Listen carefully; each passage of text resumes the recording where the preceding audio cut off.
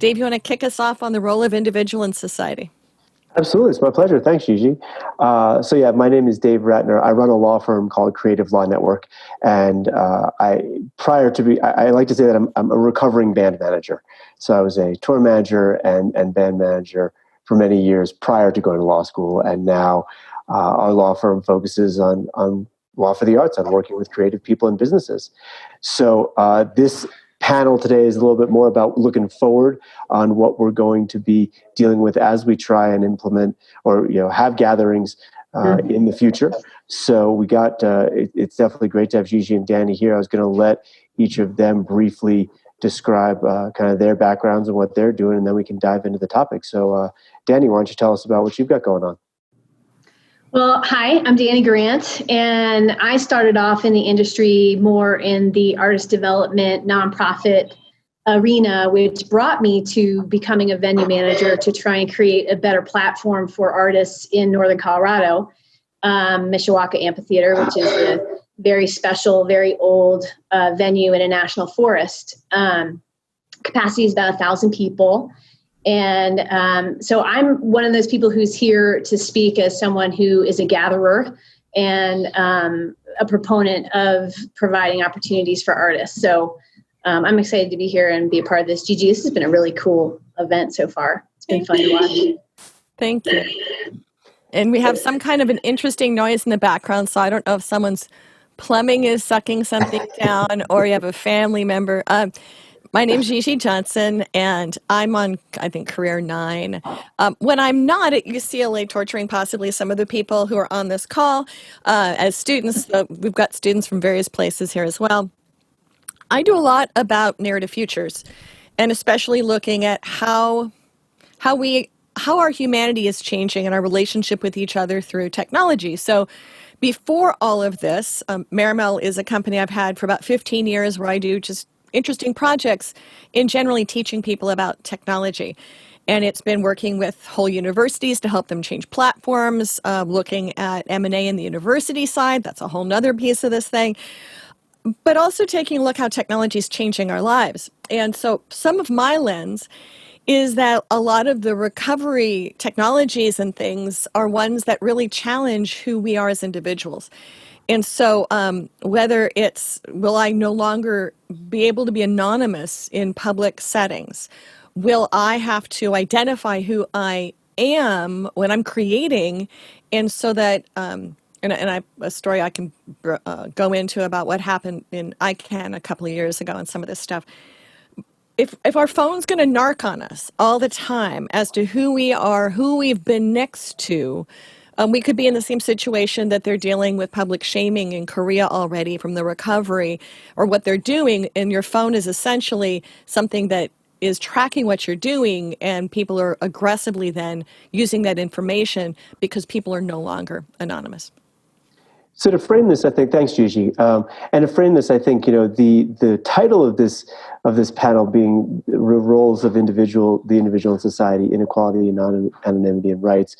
How that relates to the topic really is that as we look at having more and more people starting to have shows again, starting to gather again, starting to be in public places again, how we're going to control that, how we can start to gather again, and what technology, as you were saying, Gigi, will be implemented there. Problem, of course, being privacy rights, and how if you can remain anonymous when you may need to have your temperature taken walking into a show, or have some sort of qualification that you've been tested negative, or have antibodies, things of that nature. So that's the connection to the topics I think that we're talking about today. And Dani, I know you're involved in a brand new organization for reopening our venues safely. So maybe you can tell us a little bit about those conversations and how that is connected to what we're talking about here.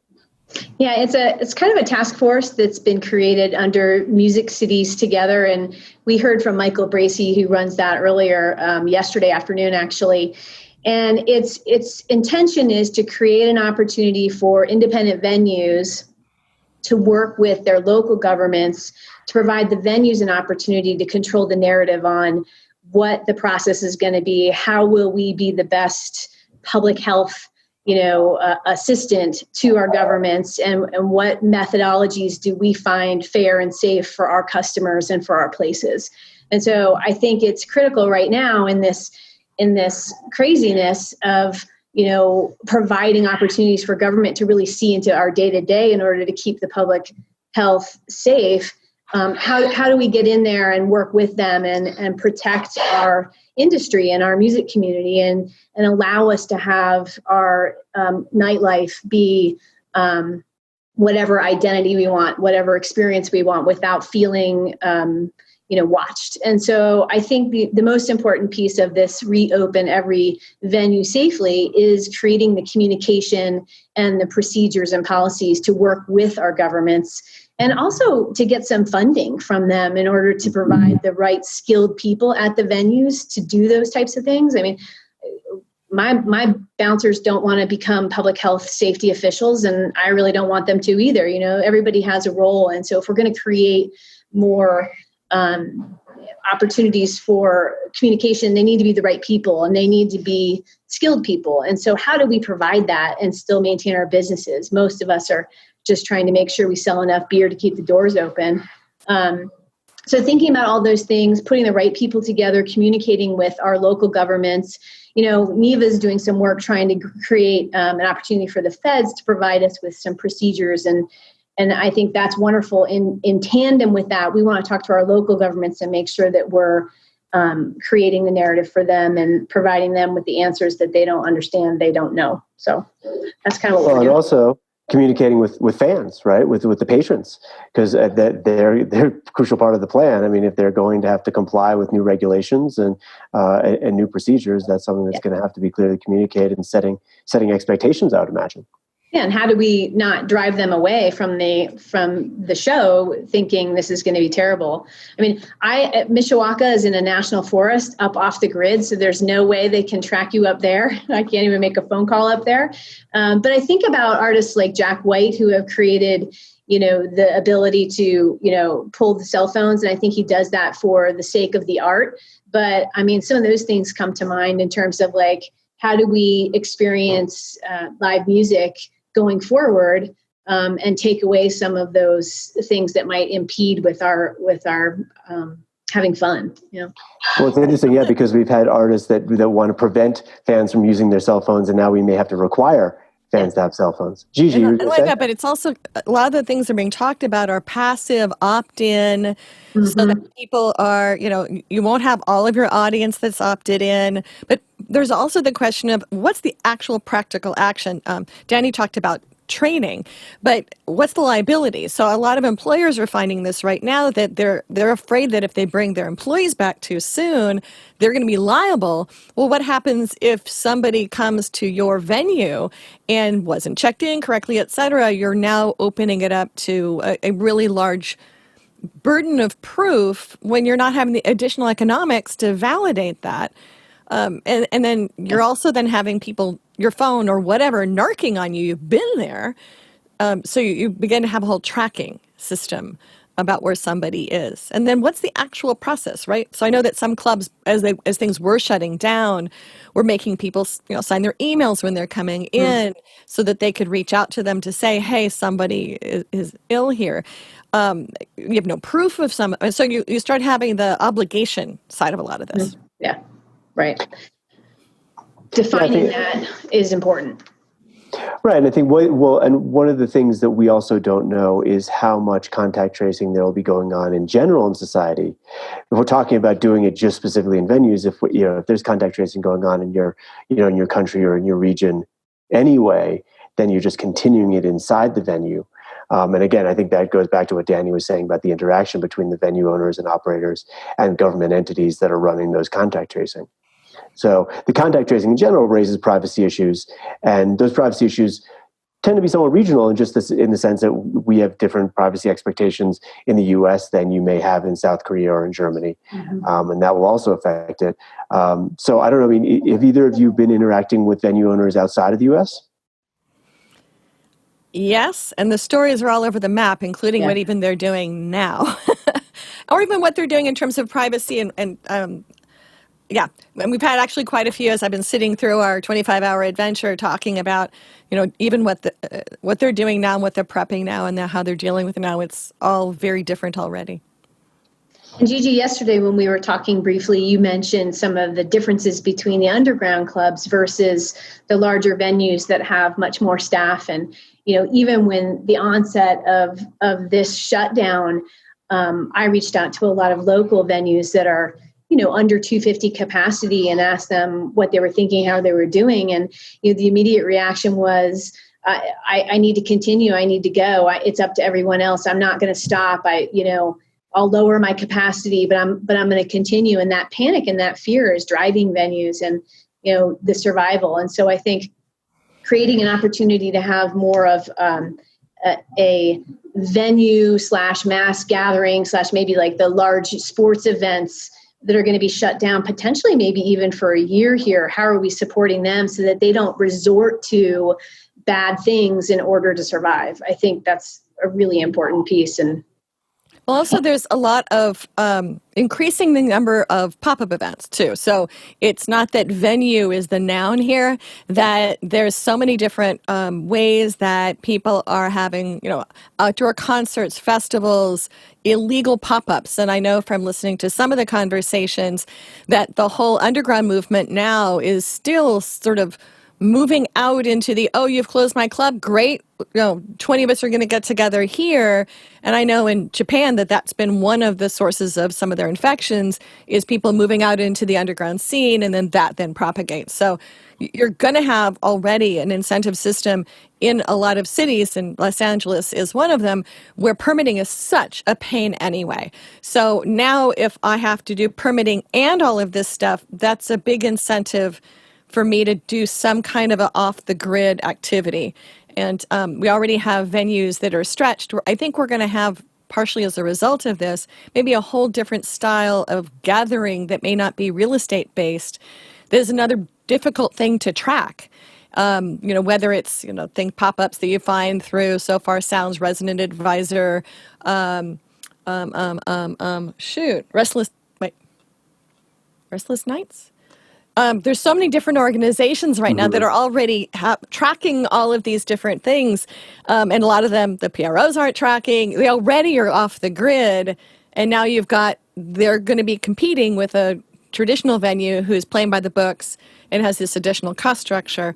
And a lot of people are really seeking alternate light life where they can be being not who they are normally, or being someone new normally, that this is where they are in that space, and they are not necessarily going to want to be identified by who they are when they're going out. So I think that there's trends that happened before this that are going to be potentially, on a positive side, looking at some new business models, on the negative side, causing some real headaches structurally with this new world order we might be part of. Well, go ahead. Go ahead, Dani. No, go ahead, Dani. I was just going to say that nothing compares to the experience of live music with a group. And so, while I know this is scary for people, but I believe wholeheartedly that we'll never replace that feeling, and that we will get to whatever the procedures are, whatever we need to do in order to provide that opportunity to people for here on out. It's a way we develop artists. It's a way we create fan bases. It's the way we, celebrate culture. And I think that, while it's scary to think about non-real estate venues and, all, cyber and online opportunities, I think we will always come back to being together and sharing that direct energy. I completely agree. I think that one thing that we've seen over and over again is that music and art doesn't go away. People are compelled to create music and to enjoy art and interact with it. So we will find a way. Curious if there's one thing that I have heard or interacted with, if we have to have social distancing, we're saying here 6 feet apart from people, would a venue consider, or are venues considering rejiggering their capacity and paint, whether it's painting or painting on the ground, or because I know Dani's is an outdoor venue, creating 6-foot boxes on the ground and saying, well, our capacity is now 500 instead of 1,000 because we have to have 6-foot distancing. And is that a reasonable path? I mean, does the artist have to then accept half as much as money because you're only selling half as many tickets? And how are we playing out those scenarios? Right. And how do you keep a reasonable ticket price? If you're, we've played with some ideas of creating, tables, like 15 or 20 tables across the yard at the Mishawaka, which is an open air amphitheater, and then creating, smaller dance sections that are contained within those spaces. But now you're talking about a 250 person capacity, and what do each one of those tables cost to rent? And you think about, if you're going to have Infamous String Dusters play and the average ticket price is usually $20, now you're excluding a whole, group of people who are huge music fans and who want to come out and see these bands. So it's a very complicated situation. And I think it's going to take collaboration between agents, artists, venue owners, all the platforms and the government entities to figure out how do we do this and make sure we don't leave anyone out, and we don't, create live music shouldn't become an elite experience just for people who are wealthy and can afford, a $500 ticket to see a show. So all those things are super important, in figuring out with our governments, like, how to not push that entire demographic out of live music is definitely on my mind. I think there's a study done by Ticketmaster a fair number of years ago, but looked at the average person in the United States went to 2 or so ticketed events an entire year. So when we're talking about this experience, in many ways, you have a lot of people in the United States who don't go to ticketed events. And it may be looking at how people will maybe go to one more concert or one less concert a year will be a make or break, not even looking at the capacity issues. Is it a different experience we build? Mm-hmm. So that there's a reason for people to want to go out, and it's not the same 20% who are buying most of the tickets. What is the way that we can learn and get ideas for new ways that we can be engaging live safely? But I do think there's so many different businesses that now need to rethink themselves. I think the whole house concert ecosystem is where a lot of artists go to do house concerts because they're coming through a town and they're coming to their fans and they're building additional experiences to make the tour make money. And now we're going to be making things much more kind of rickety, challenging. It gets to be a big question about, I think that none of the answers are simple. Having half the people or 1/3 of the people come into the venue doesn't make economic sense without a lot of changes. Mm-hmm. But I do think that who I am when I go out, there's already been controversy about, does my ticket attach to me, right? Yeah. How do I want to be represented, and how do I want to be tracked? And maybe there's a positive economic model that I can have some kind of a tracking system that I get paid for my data. I'm back to my data nerd person again. But there might be another alternative so that all of the venues don't have to think separately about, oh my gosh, I have to train my people and have a system. It's probably another layer of stuff in here, but it might be that there's an entire sort of human passport that is an event passport that might be also something that could bring down the cost or be a revenue source. So I'm always thinking my data nerd hat and thinking of other alternatives. But on the flip side, there are people who want to be who they are. And it's going to be a work in progress and creative.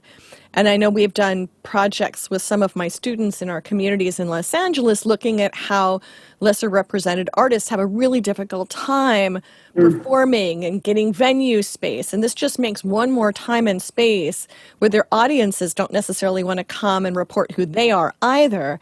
And so does this get to be the formal organizations will have a space, but other missing stories and missing communities are not going to fit with the additional requirements?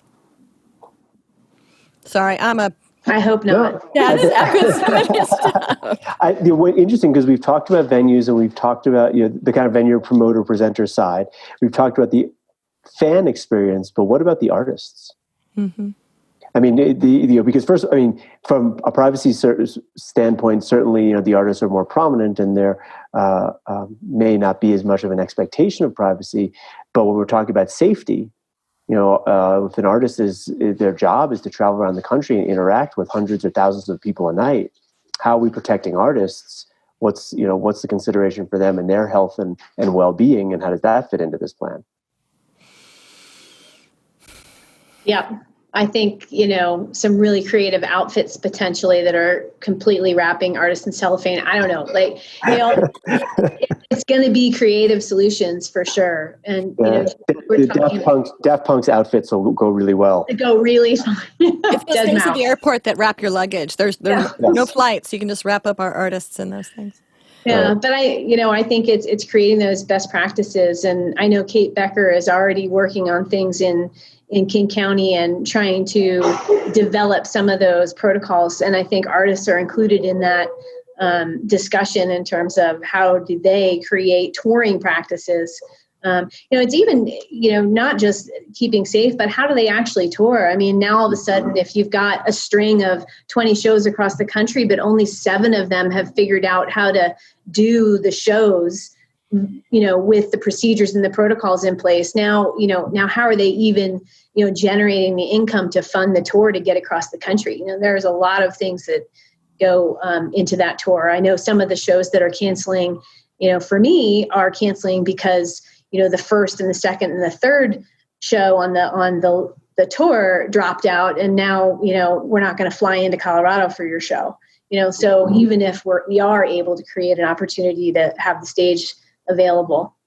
So we have a comment in the note here that Renata from Sao Paulo is saying, here in Brazil, if we start having geolocation control through phones, for sure people will start having an extra or alternate phone, one to be tracked with and the other one with your personal information. And I know that actually is the case in quite a few countries, that the number of phones per person is more than one on average for all sorts of reasons. So it's like people cheating on their spouse with another phone, but instead it's cheating on your identity with not that I thought of that at all. The reality is that I think that any system, people are going to find a way around the system, right? I mean, it's inherent in creating any sort of security system. People will try and find a way around it.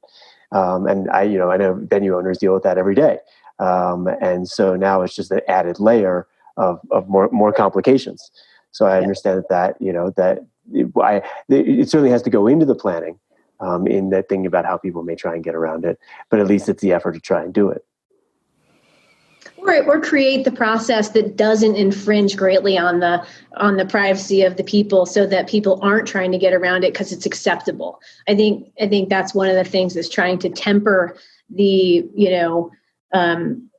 the bureaucratic jumping on things and trying to control everything and maybe get a little bit more information than they need because they have an opportunity to do so. And I think that's why we really need to rally together, the music community, the industry, to help them understand what's acceptable and what's not acceptable. And I think that's happening with NEVA, that's happening with REVS, that's happening with a lot of organizations that are kind of rallying around our industry to make sure that we aren't taken advantage of in this situation, which, And I just want to suggest from earlier conversations that the nightlife sector has massive overlap, but is not the same. And so we've had lots of sessions with nightlife. And so there's also issues that could be seen in common, and maybe some common solutions with restaurant, movie theaters, other folks who are going to have some similar issues. Bowling. Yeah. Bowling. I'm a terrible bowler, so that did not come to mind. So. Yeah. I definitely welcome. I mean, in the last few minutes we have, if anyone participating does want to post any questions for the panel in the chat, please do. Because I see Renata just said, what is acceptable would be a great discussion. That is true, and I think it is. It's relative. It's relative to the society and to the type of show, type of venue, type of event, and the population that's going to be there. But I think that it's has REVS gotten much feedback from government agencies on this yet, Dani? I think Kate Becker has made the most movement forward, and we actually do plan to have 3 to 5 pilot cities that we work through procedures with and processes, and then add another 20 secondary cities to try and put some things together. So it's in the first weeks. I think today was the first day we publicly spoke about the organization, and I think in the next couple of weeks we'll be putting more out. But I think what's acceptable is very minimal, and what's the intention of the data and the information, and where is it contained and who has access. All those questions are going to come into play in terms of what is acceptable. And if you go backwards in the calendar of this series of conversations, we've had people having similar questions in India and across Europe. And so part of it, there's other minds to tap to see if there's parallel circumstances that can be looked at. Because in some cases, we're just having this organization blossoming up. India, I think, a week behind. We had another group. There was a Nightlife in the UK that posted in the last session. So I think we're seeing more emergent structures all around. Yes. And I think that this is a new type of activism, of engagement, and finding not just your tribe, but who's there to be able to be a parallel circumstance. So that was one of the intents of this whole event, is to get people who are doing parallel things to speak and see. But I do think that there's going to be just more activism on employee sides and everything else, as people have seen how they've been treated and how they've treated each other. And I think a whole new way of looking at the individual in organizing. So, and a lot more camaraderie too, between what used to maybe be competitors who are now coming together to support each other, which I think is one of the most beautiful things that's coming from this, is the reliance upon each other rather than, some of the old school, not, compartmentalizing and not talking. So I've seen a lot of that wonderful kind of reunion of who once were competitors and now we're fighting together to create what we need to survive. It is. It's a lot. I mean, these are silver linings, right? There's a lot of great things. There are good things that are coming out of this, and that is one of them.